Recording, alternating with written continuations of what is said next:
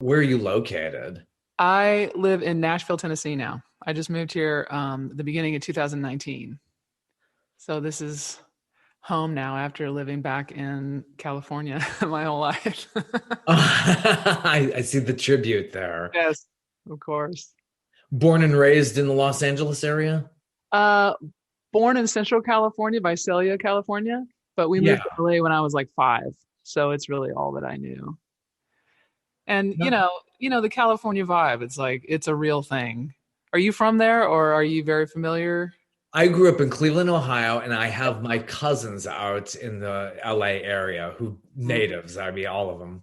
Yeah. yeah. Yeah, there's definitely it was a little bit of a switch, but I got to say not as much of a change as it would have been if I had moved when I kind of first started to come out here. I've been taking writing trips here for probably 20 years, and Nashville has changed like 4 times over those 20 Oh, years in tremendously. Yeah. very significant ways. Yeah. So now I'm meeting more and more people who did the same thing that I did that are from LA, or the East Coast or Chicago. So there's definitely, you know, a blend here now. What is the vibe? What is it about Nashville? It's just a creative community that really just inspires you. Yeah, I love that it's just like unapologetically a songwriter place. Like if you say that you're a songwriter, people understand that that's a real thing, you know? Yeah. Um, and there's just something about the way people think about songs here and kind of the chances that the songs will have after they're written that just is more of a fit for me than LA was. I mean, I love the people there. I know LA gets a bad rap sometimes, but there's some glorious humans there. I mean, some of my very favorite people in the world are there. To make a living at writing, be living in LA, like making your living because you are in the city that you're in. It was very film and TV sync heavy, and that's just kind of not where my instincts lie. And here it just seems to be more of a fit. So, and at some point I realized that when anything really, really good would happen, it would either happen because I traveled somewhere or it was something that could have happened regardless of where I was. So I was like, okay, maybe LA is not really helping the overall cause, even though I love it. And the California thing, it's in me. It'll always be. Oh, I'm sure. I'm Yeah. sure. It's just something that you're used to for so long. And then what was that adjustment like? Even though you had visited over the years to Yeah. Tennessee, what was that adjustment like when you made this more of a permanent thing? Well, I was really interested to find out how it would look to go from being, a traveling writer who shows up for a week or two at a time and people tend to rearrange their schedules because you're only in town for a week and like so I was really interested to see what was going to happen once I lived here. And so I moved at the beginning of 19.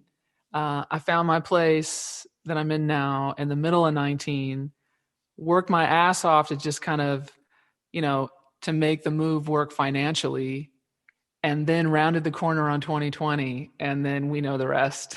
So I Wow. haven't really seen what it looks like yet. Like being a resident of this place where I had already built a little bit of a foundation. I know a lot of people and I love the people here, but I don't really know yet what it looks like because of the lockdown.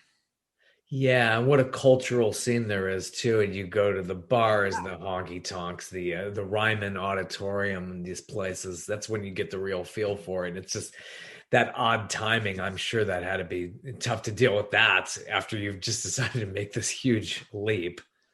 Yeah, so I do the move, I do the huge leap, changed just about every aspect of my life, changed my personal life, where I live, you know, I'm single for the first time in 21 years. There's like a change, change, change, change, change. And I had started doing all of that stuff. Like I was going to shows like almost every night. And I'm pretty like in LA, I was pretty introverted, like wouldn't go out a lot to shows. Maybe because, they would always be there. I could just go later, whatever. But here I was like making myself just be out all the time.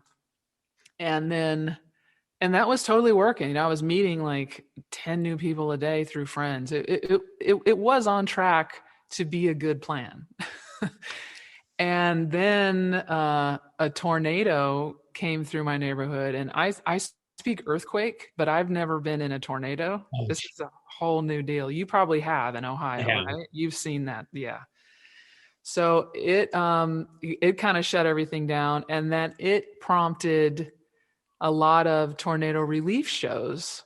So then I was out in a crowd in early March. So what do you think happened next? So I got the Oh virus. gosh. So then I was down for like a month. And then by the time I came out of it, I mean, it hit me really hard. I was not one of the lucky ones. Well, sorry, I am one of the very lucky ones because I'm still here. But I wasn't like, oh, I felt like a cold. Like, no, it knocked me on my ass. Super scary. But once I came out of that, it was like, no, we're on hold, you know? Yeah, but so you are a jack of so many trades, producing, songwriting, and then performing. So do you have a preference over it, or you just like having that variety? Is it's all equal? Well, the variety is definitely helpful because I think they all serve each other. There have definitely been um, many situations where I got a good opportunity as a songwriter because I was the artist who opened the show for the headliner. And now I get to write with a headliner. I got great opportunities as an artist because I wrote songs that somebody recorded and then they wanted me to come on the road with them. It's like, so they all serve each other for sure. If I was forced to pick one, it would always be the writing. The songwriting that's the first love, and that's what prompted all of these other things. Like I got up on stage to be an artist because I wanted to get the songs out. I'm not, and I've met many people that are the other way around. Like they started writing so they'd have more to sing when they're on stage. It's like, no, I'm the other way around.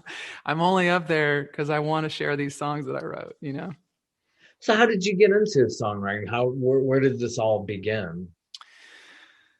It began in kind of an odd, like I'm not even sure how it connects exactly, but it started out. Um, it really started in the seventh grade when uh, learning an instrument was offered in school for the first time. And I know there's a lot of programs around the country where you get it earlier, but in LA at that time, it didn't really start up until the seventh grade.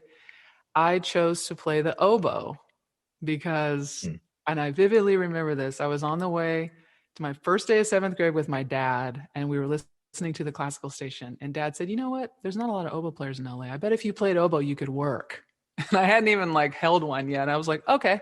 So I did that, and then switched over to saxophone. Oh, And then I was like obsessed with saxophone. Like I thought I was going to be a saxophone player. I played around town. I went to college for it. My first dream was to play saxophone with Bonnie Raitt. Like if I can do that, that's like I'm in, right? great.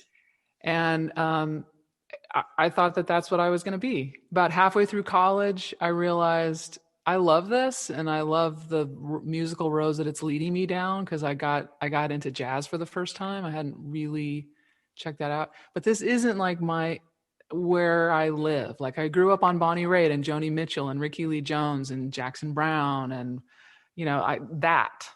And so I started to try my hand at writing like that, and like keeping the saxophone around like for a solo or for a horn section or something.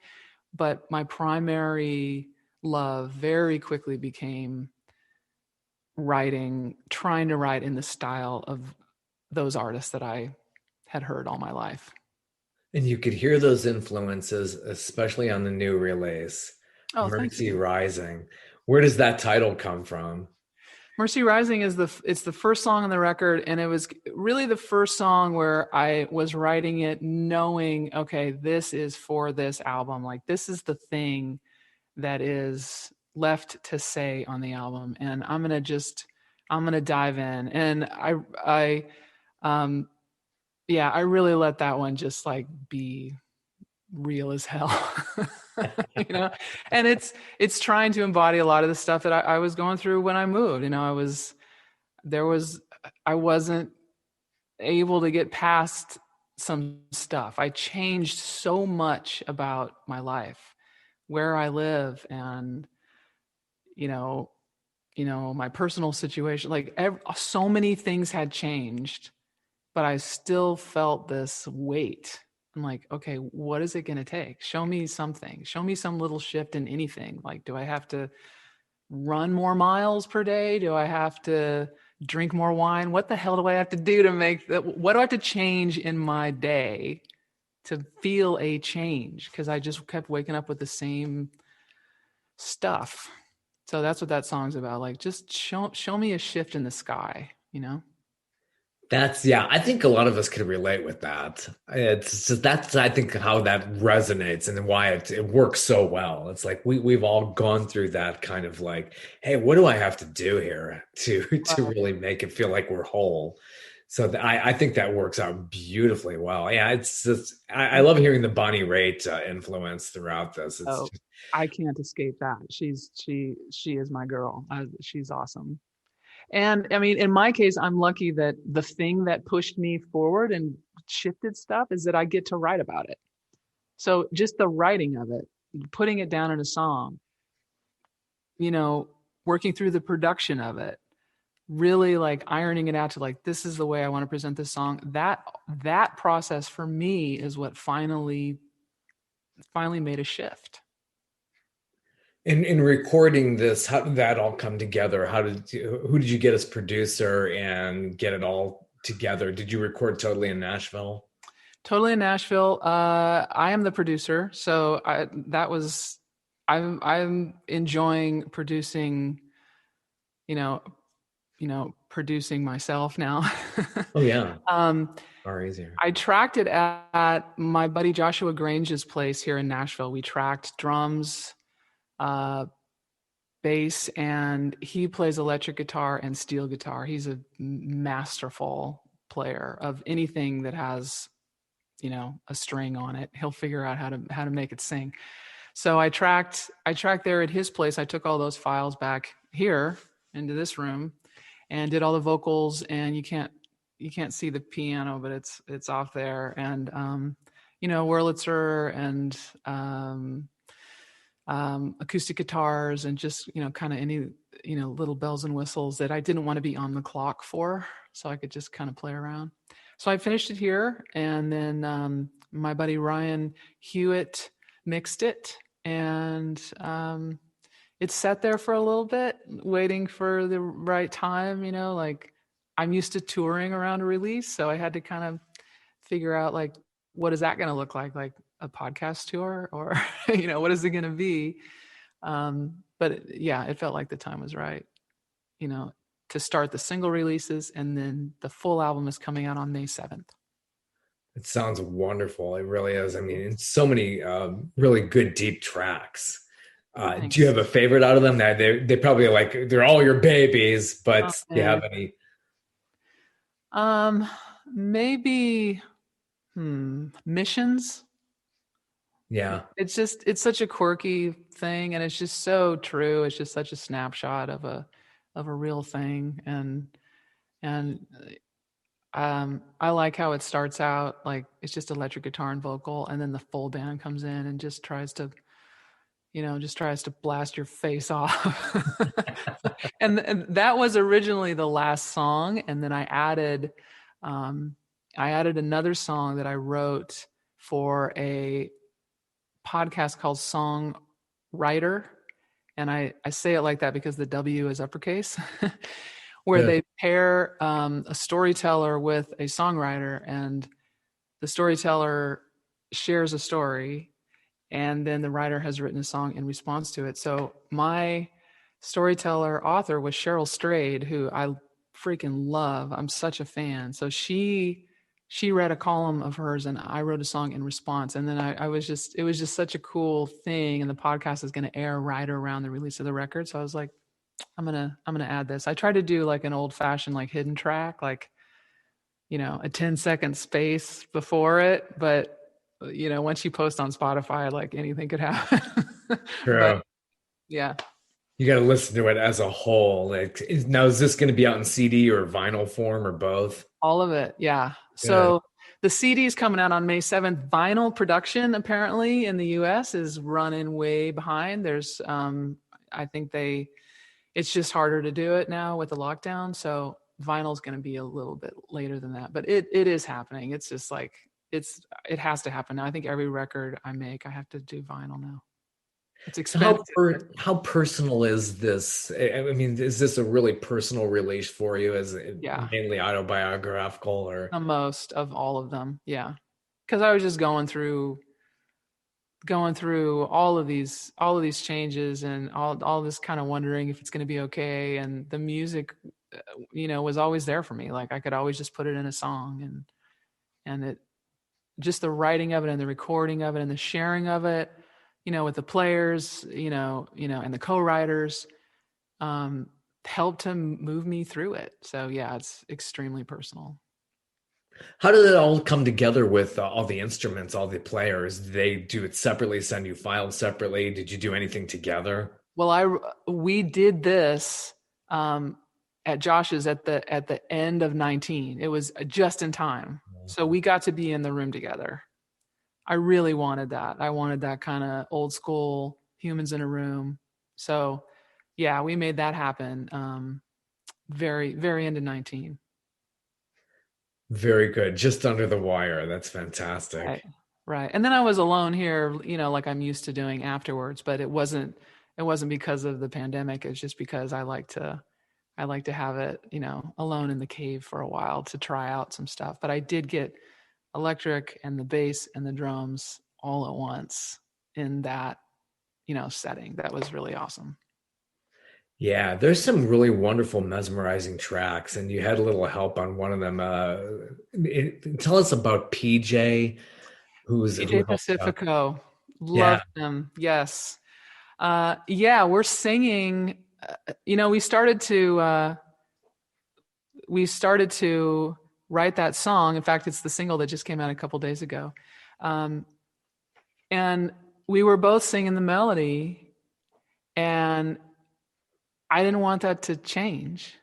you know, it was so cool. Our voices are completely different, and somehow they blend very, very well. So when I sent it to him, so his vocal did happen.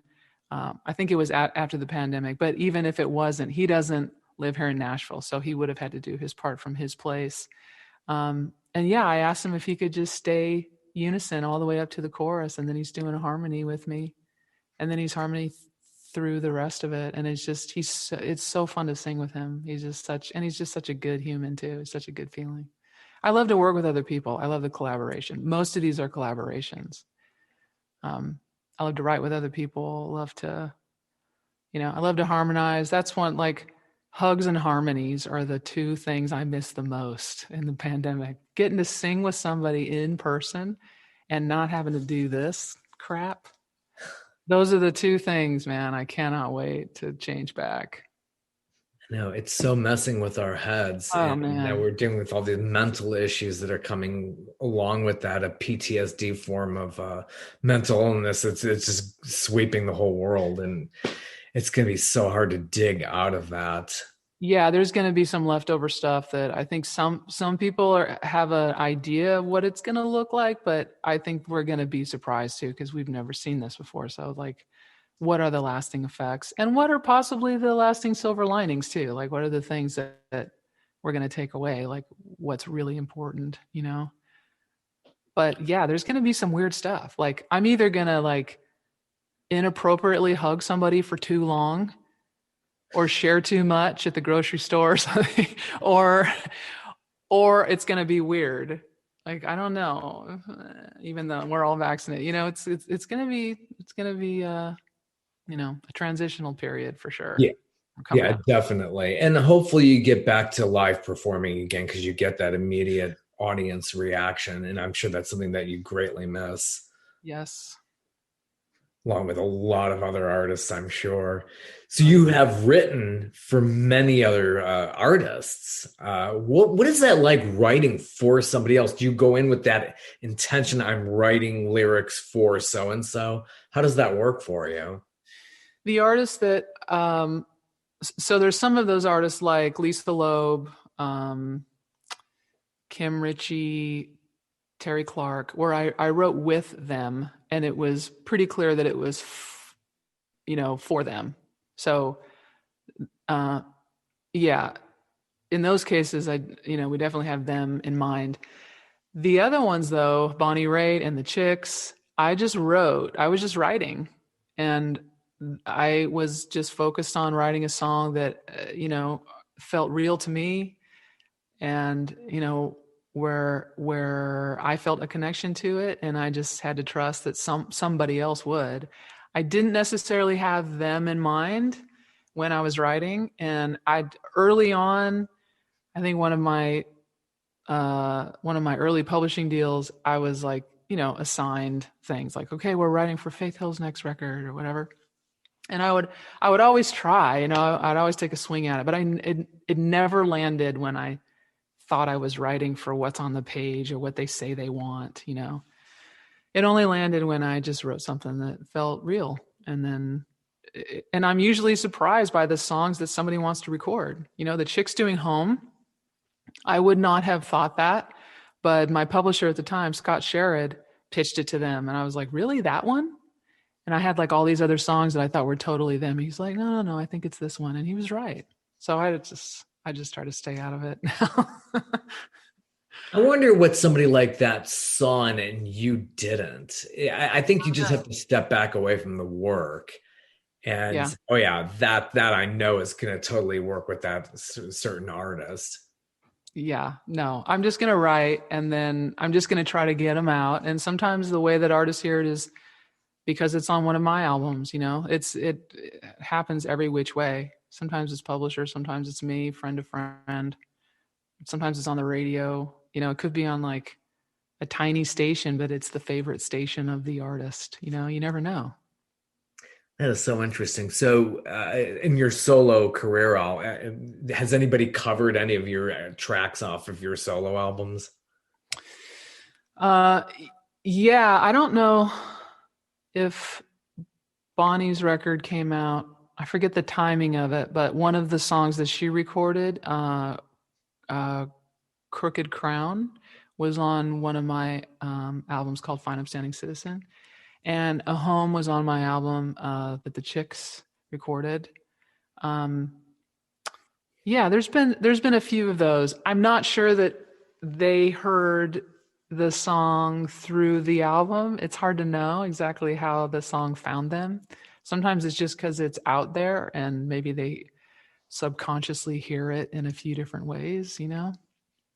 Did they radically rearrange it to how it suited them, or was it pretty close to your version? Pretty close. I've been very lucky like that. I haven't had a song just get like completely turned on its ear. And I have friends that have had their songs recorded by artists and they're like, so I got this cut. It's really exciting, but don't listen to it because it sounds like crap. Like, okay, congratulations. No, I've been really, really fortunate. They've just everybody that has recorded the song has Yeah, made me it's so very hit proud. or miss. There's no, I mean, it's art, so there's no formula. So you don't know No, really what's gonna take off and what's gonna flop. ever. No. And once somebody wants to record your song, I mean, first of all, once the song is out there at all, they don't have to ask if it's okay if they put it on their album. Like once I put it on my album, anybody can record it. They don't have to get my permission. I only have to give permission for the very first time that it's out. So somebody can just like run off and do whatever they want, with the song. I mean, in theory, I will be paid for it, but that's a whole other conversation. Um, but once it's in the hands of the other artists, yeah, I don't have any more control. I hope that they don't accidentally change a lyric. I hope that they don't make it into, a polka. I don't know what they're gonna do. It could happen. It could happen. Or you could end up with Muzak too. That's always pretty big with a lot of artists. I think that's like a sign that you've made it when you hear yourself in the grocery aisle. I totally think so. So what was that feeling? I ask a lot of artists this. What was that feeling when you first heard your any of your work, like over the radio, whether you wrote that song or performed? Right. How was that feeling? Well, there's been kind of levels of it. The very first, like, slap in the face, like, okay, I'm hooked. My very first cut was with Cher, and yeah, I was in the late '90s, and I remember hearing Cher's voice that we're all so familiar with, singing my song, and I was like, oh yeah, no, I need this in my life, like to have my song have this life, with somebody else, with an artist that obviously sells a few more albums than I do. So um, that was a huge just rush, and I knew that I was hooked, and I knew that, and that was kind of the very beginning of everything. Like, I signed my first record deal in that same year, and from that very first experience, I've always tried to keep writing for other artists and also making my own albums. Like, I try to keep them both going. Um, so that was the first one. And then, yes, hearing this song on the radio. I remember doing a radio tour early on for the first record, and hearing me on the way to the interview. They would play the song like as I'm driving up, and I could hear it in the car. Oh, Yeah, it's yeah, the stuff of dreams. I mean, yeah. oh, totally, totally. And you've seen this business change quite a bit. How many, I don't want to give it away any ages All or right. anything. Have you been in this for decades now? My first album, well, the first album came out in '97. Um, and what is it now? Eight. I think I'm in eight albums now. So yeah, we're talking about, what are we talking about? Nice. 23 years, Yeah. The something like music that. business. Yeah, yeah, And yeah, even in just that span of time, there are people who've been in it twice as long or three times as long, and they've seen a lot of changes, but you've seen probably quite a bit since the late 90s all the way through now. yeah. And you know, I've talked to friends about this, how the lockdown, how the 2020 just wall of change hit all of us. I wonder if it didn't hit, I'm trying to articulate this well without sounding like an ass, some of my friends and me a little less hard professionally, because we're just used to constantly adapting and just figuring it out. And like, things will be going well, and then the rug will be taken out from under you because nobody's buying music anymore. And now it's all about the streams, and that money is super low, and the companies are fighting to pay even like a vaguely fair price for the content that they're selling, and the songwriters are having a hard time, and we're having to figure out what else we can do. So let's figure it out. So yeah, it's been a lot of adapting and a lot of shuffling around, but also like learning new sides of the business. Sometimes I I'm relying on live shows. Now that's not happening right now, but um sometimes I produce another artist. Sometimes I'll write a theme for a podcast, or there's always something. That's good.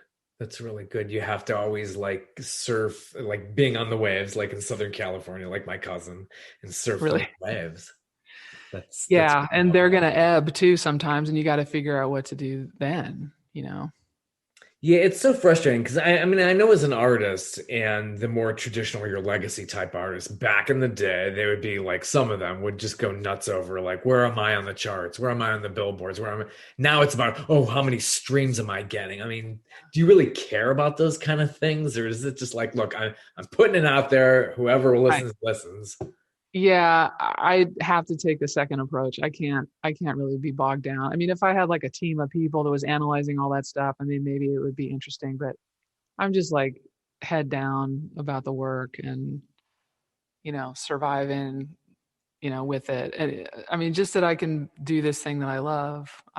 You know, and also opportunities don't always come in those obvious ways. Like I got 1 million streams or I'm this on the chart. Like I've had some really cool stuff come at me from total sideways, unexpected things.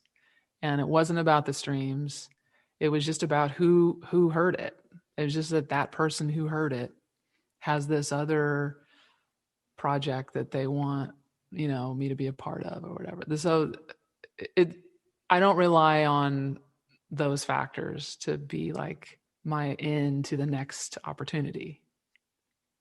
Absolutely. So going back to the instruments that you learned, when did you pick up guitar and piano, keyboards? When did that all occur? Yeah, that was when I knew that I really wanted to write songs. And so when I fell hard for that, so that was probably middle of college. I was probably 20, and I started on piano, writing on piano mostly, and then kind of felt myself going to the same places on the piano. And so I went over to the guitar. And now guitar is probably my primary. It's also easier to travel with it and all that stuff. So yeah. Not sure that is. Yeah. How did you teach yourself? Did you have lessons?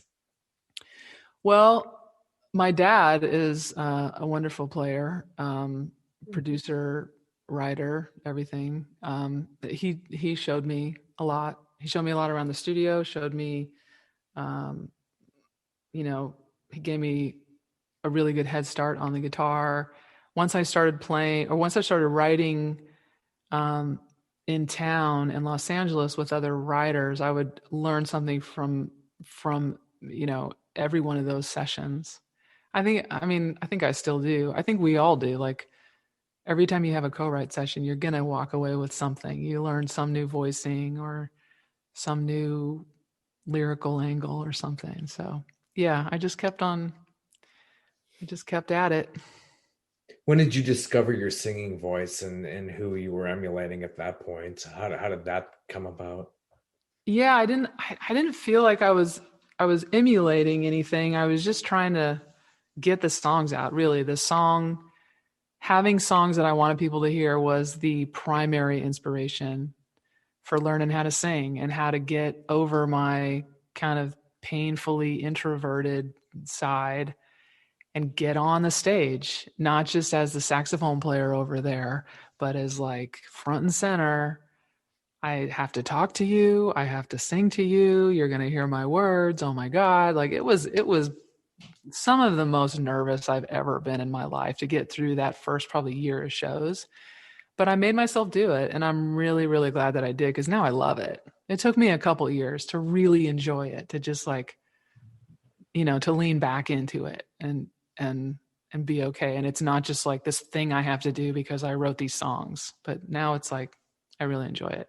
And the transaction with the audience, we're all here to share this night. That's a really cool thing. I can't wait for that to start up again. Yeah, and you'll probably come out like roaring, like, "Oh my gosh, I'm just loving every second of this instant feedback."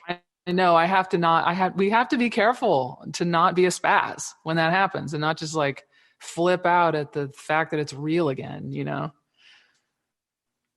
Oh, totally, totally. Yeah, I mean, I think when you get up there, the house lights are on you.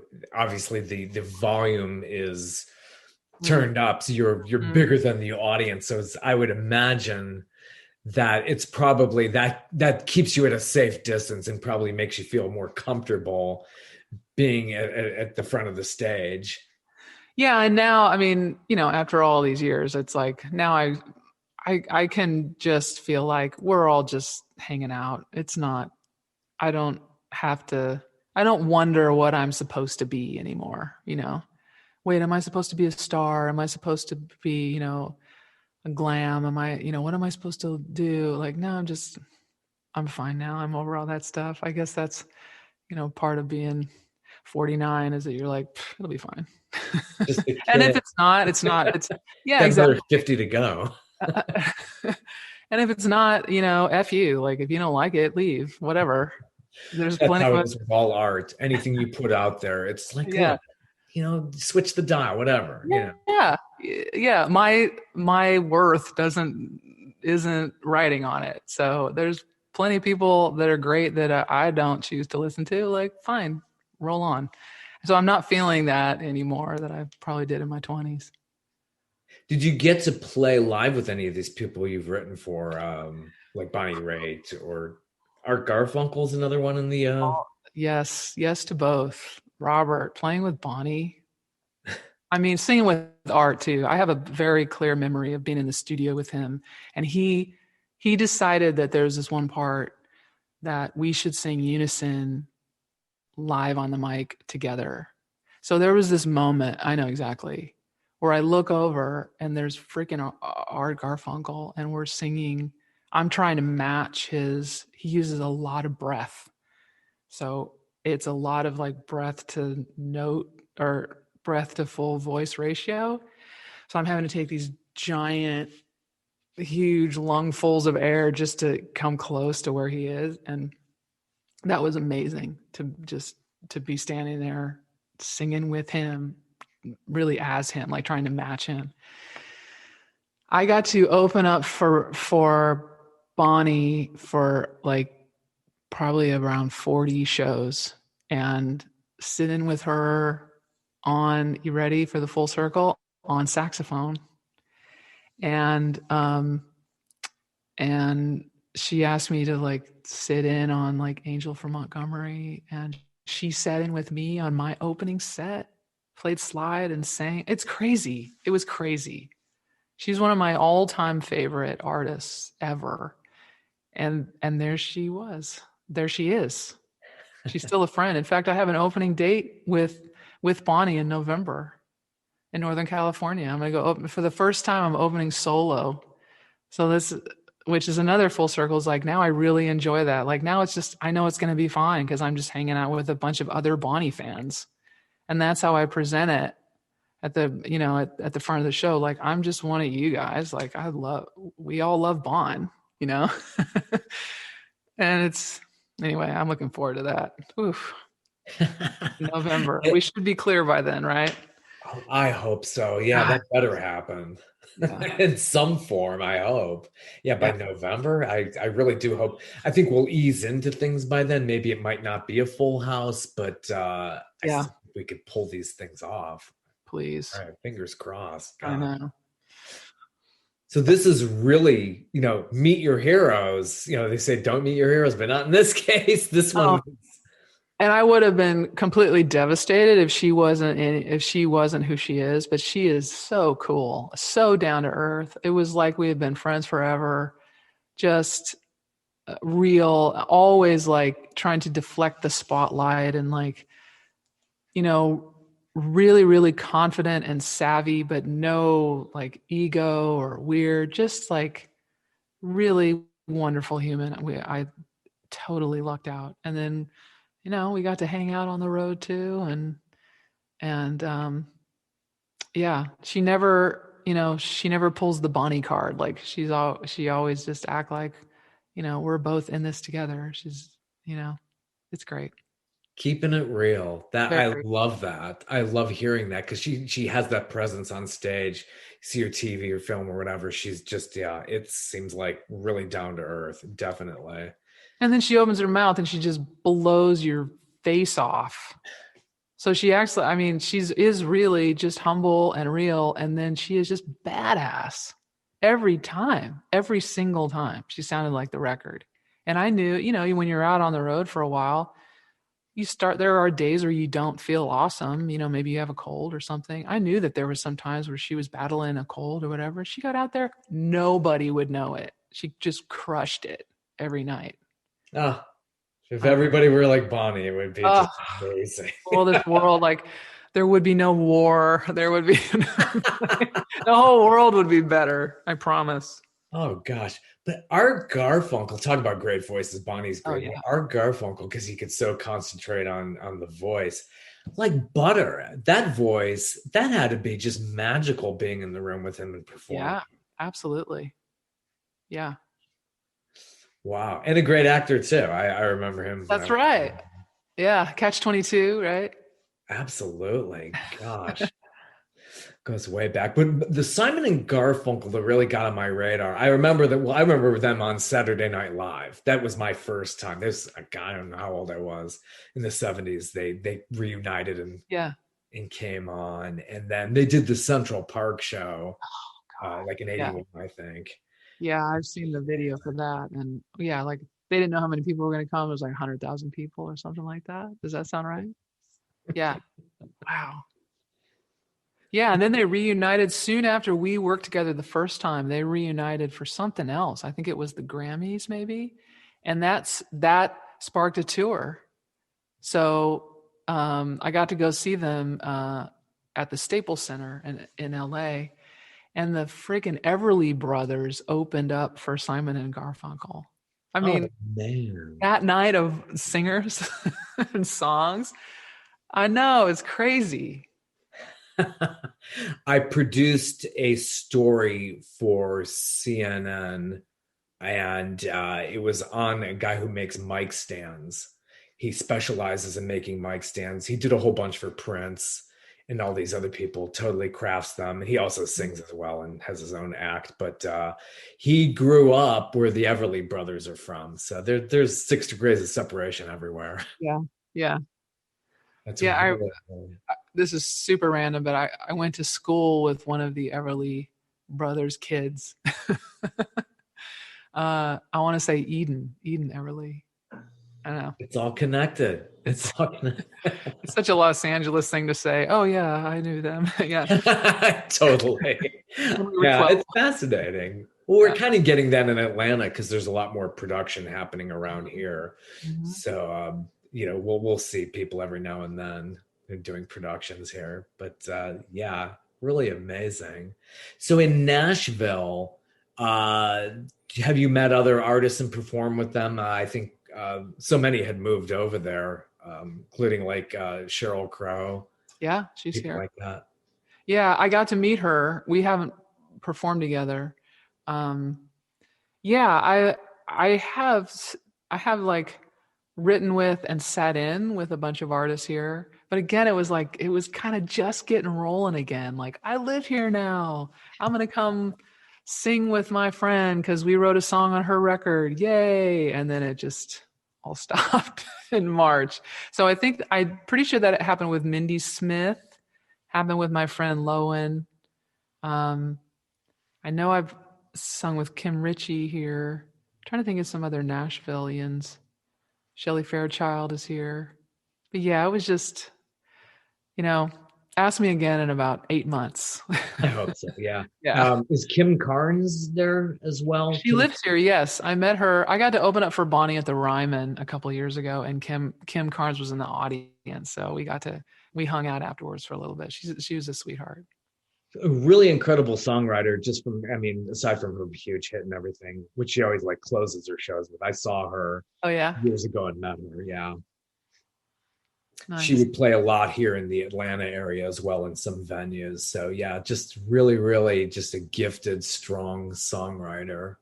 Yeah, Definitely. can she keep that voice? Like, does that voice hold up through the whole show? Because it Oh, sounds like it's absolutely. just at peak all the time. I mean, it's great. And 3 words in, you know that it's Kim Carnes.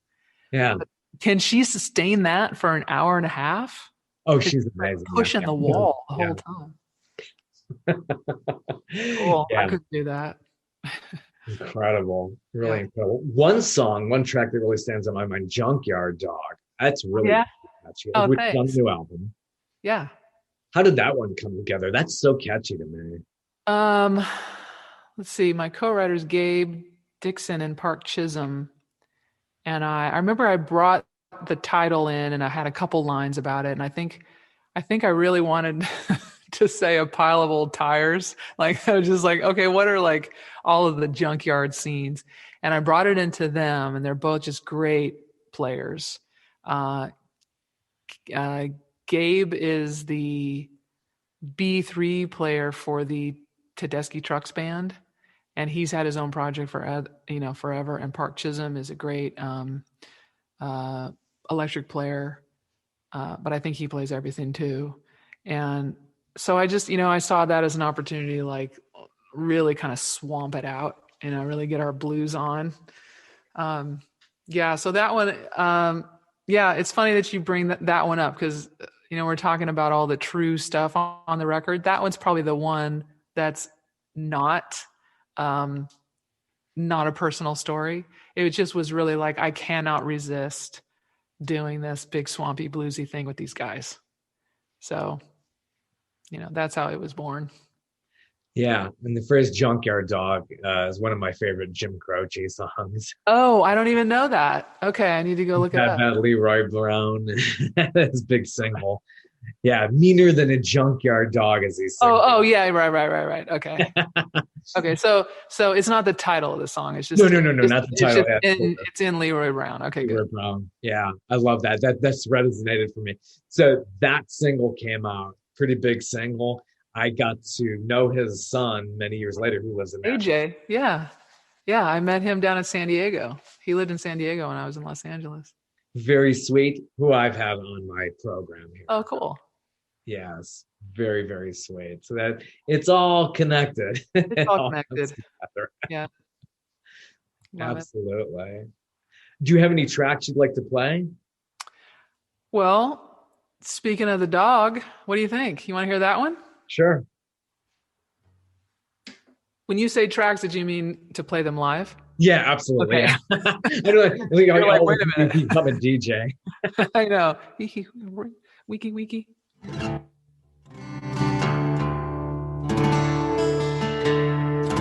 So, just a warning.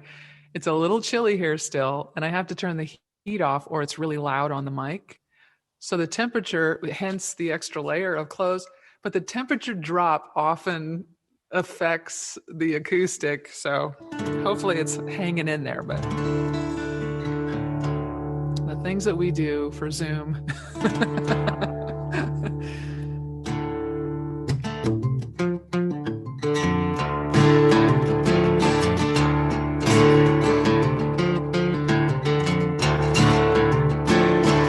Stayed by your side so patiently. No, wait, I already blew the beginning.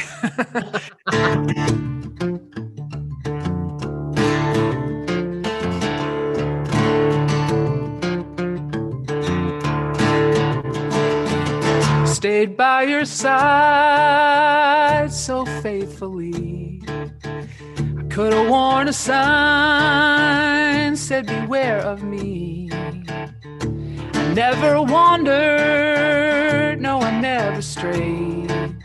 And nobody got by when I was at the gate. But you could mesmerize me with a barrel fire, go sneak another woman through a tear in the wire, like what we had was just a pile of old tires, and I'm your junkyard dog. Junkyard dog at the end of that chain. Junkyard dog howling out in vain. Fighting for a love you don't care about, protecting something you could live without. I thought I was the queen of your castle, turns out I'm just your junkyard dog.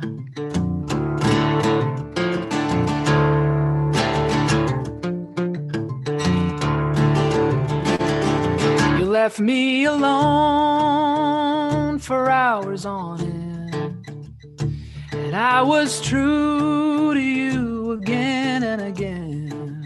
You had me wagging and willing for whatever you could spare. I took what you were given and followed you anywhere. Like a junkyard dog at the end of that chain. Junkyard dog howling out in vain. Fighting for a love you don't care about, protecting something you could live without. I thought I was the queen of your castle, turns out I'm just your junkyard dog. Don't be surprised to come home and see, Collar and a chain where I used to be. You gotta find another fool, take the place of me, and be a junkyard dog at the end of that chain. Junkyard dog, howling out in vain. Fighting for a love you don't care about, protecting something you could live without. I thought I was the queen of your castle, turns out I'm just a junkyard dog.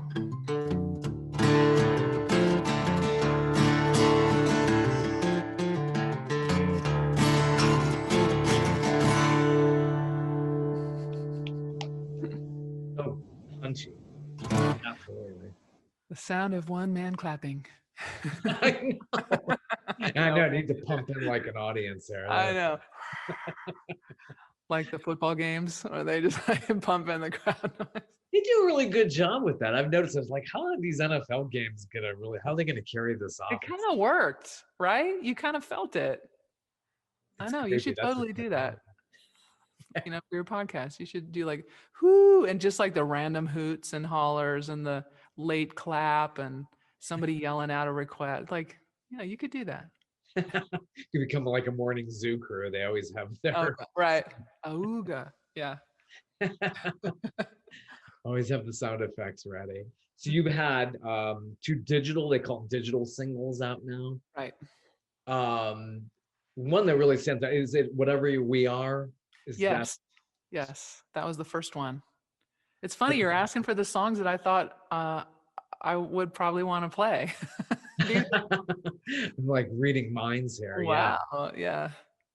Yeah, that's another one stands out. So what's the backstory on this song?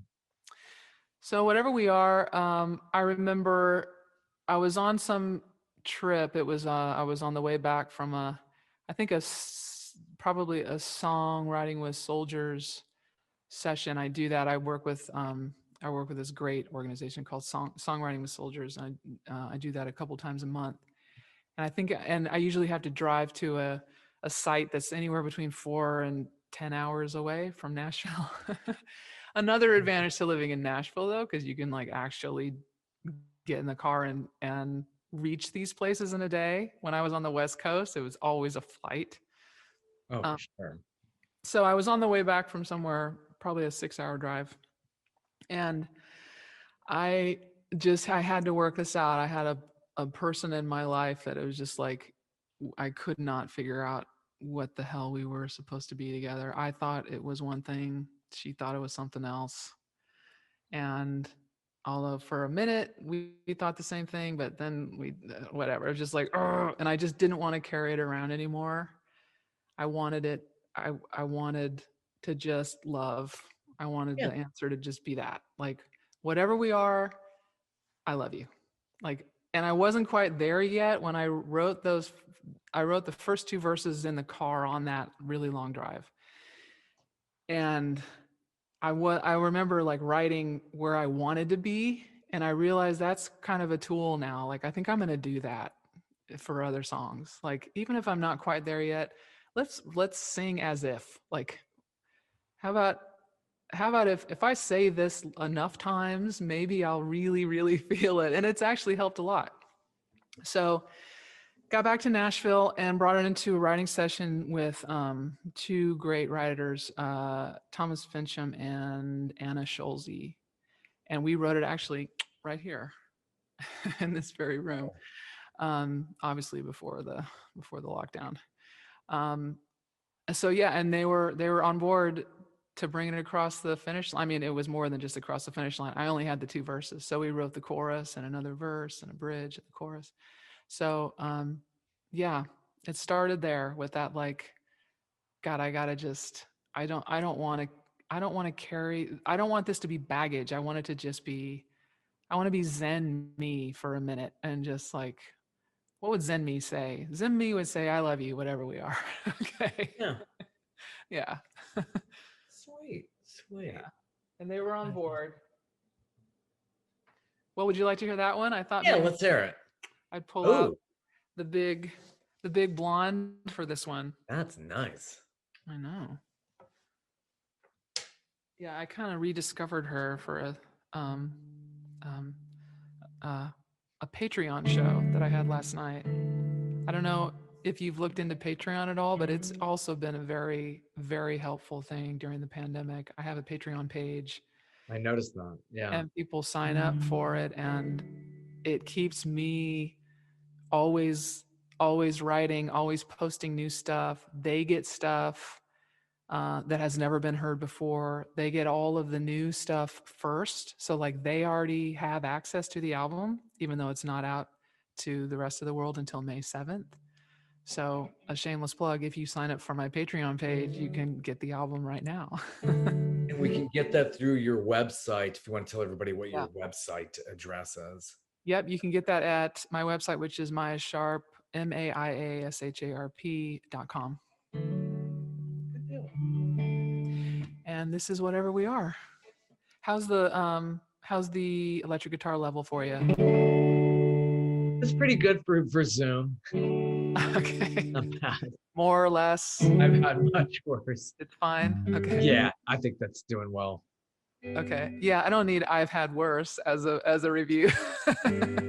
Oh, I've had worse. Okay. All right, here we go. Never again, or just not today. The first of our kind, or the oldest cliche. Right down the middle, or missed it by far. I love you, whatever we are.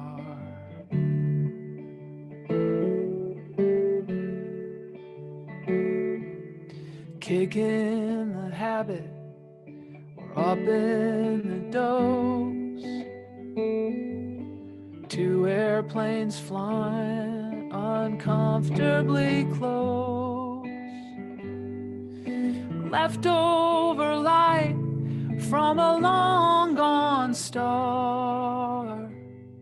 I love you, whatever we are.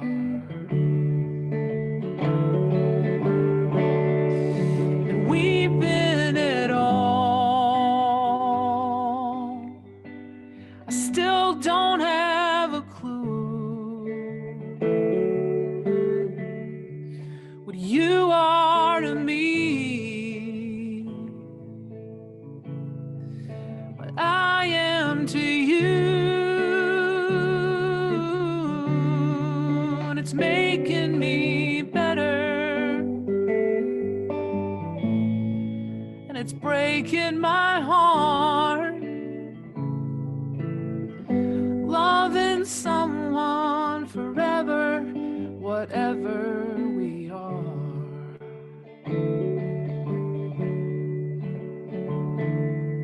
Stuck in the memories, we're trying to move on. Changing the station, we're singing along. In the back of my mind, or the back of your car. I love you, whatever we are. And I'm not gonna stop when it puts up a fight. I'll just learn how to see you in another new light. 'Cause we've been it all. I still don't have a clue what you are to me, what I am to you. And it's making me better, and it's breaking my heart. Loving someone forever, whatever we are. You make me better. Yeah, you break my heart. And I'll love you whatever we are.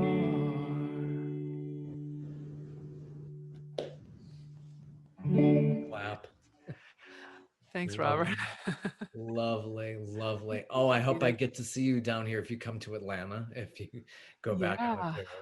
Yeah, probably hopefully play like Eddie's Attic, something like that. I've done a lot of work over at Eddie's Attic, done some stories there. All right. That's perfect venue for. I was gonna suggest like go to Eddie's Attic, please, Eddie's. Yeah, that's kind of been like when I'm there as me and not opening up for somebody else. I think it's been Eddie's every time. Yeah, Yeah, it's a great little area over there, a- Decatur, Georgia. absolutely. Yeah. I appreciate you stopping by this evening. It's Well, been thank you so much for having me. I really appreciate it. absolutely. And the new album is Mercy Rising. Hmm. And where can we get it? Through your website, wherever we get records, tapes, books. Right. Well, yeah, you can get the two singles, Whatever We Are and When the World Doesn't End, as opposed to what it felt like it was going to do. You can get those everywhere that you stream or download now, and the full album comes out May 7th. You can get that through the website. Um, and unless you want to be on the Patreon ride with me, and then you can get the new album anytime you want. And you can sign up for an email newsletter as well through the website. Right. Yes, you can do all of that on the website. And Are that you is Maia also on Sharp. YouTube? Do you do videos as well? Yeah, every single has a video of basically the cover. Although I'm working on a lyric video for the next one, but yeah. So yes, you can go if you go to my site, there's a link to everything. And you can see or hear the song everywhere. You know, YouTube, uh, Pandora, iTunes, Apple, Spotify, all that stuff. Good deal. I really appreciate it. Thank you Well, so much. well, thank you so much. You be safe out there. You too. Have